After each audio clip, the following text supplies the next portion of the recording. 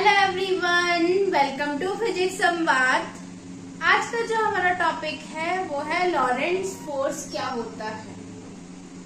सबसे पहले समझेंगे कि लॉरेंट्ज फोर्स होता क्या है। ठीक है, आप लोगों ने पढ़ा है कि जो इलेक्ट्रिक फील्ड प्रोड्यूस होती है वो किसी स्टैटिक या फिर स्टेट की पोजीशन में जो चार्ज होता है, स्टैटिक चार्ज की वजह से इलेक्ट्रिक फील्ड प्रोड्यूस होती है और मूविंग चार्ज की वजह से क्या होती है, आपकी मैग्नेटिक फील्ड प्रोड्यूस होती है। ठीक है, तो यहाँ पर जो लॉरेंट्ज फोर्स की डेफिनेशन है वो ये है, ये एक्सपेरिमेंटली फाउंड किया गया था कि यदि कोई charge particle external magnetic field में क्या कर रहा है, मूव कर रहा है, तो उस पार्टिकल पर एक क्या करेगा, मैग्नेटिक फील्ड की वजह से फोर्स एक्ट करेगा। ठीक है, जिसे आप क्या बोलते हैं, लॉरेंट्ज फोर्स बोलते हैं। एक बार मैं फिर से बोल देती हूँ, if a charge particle moves in an external magnetic field, यदि कोई चार्ज पार्टिकल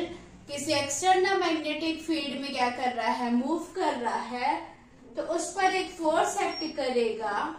किसकी वजह से करेगा, particle due to the magnetic field, particle पर मैग्नेटिक फील्ड की वजह से एक फोर्स एक्ट करेगा, जिसे आप क्या बोलते हैं, लॉरेंट्ज फोर्स बोलते हैं। ठीक है, ऐसे आप F से रिप्रेजेंट करते हैं और magnitude of Lorentz force F is equal to होता है QVB sin थीटा।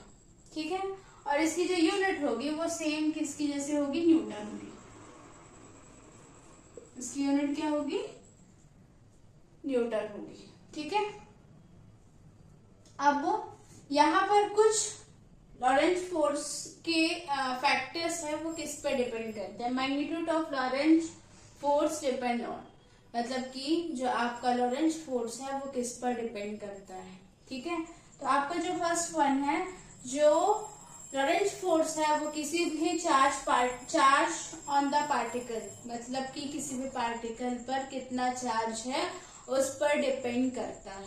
ठीक है, सेकेंड वन है आपका वेलोसिटी ऑफ द पार्टिकल, की उस पार्टिकल की वेलोसिटी कितनी है उस पर भी आपका क्या करेगा, फोर्स डिपेंड करेगा।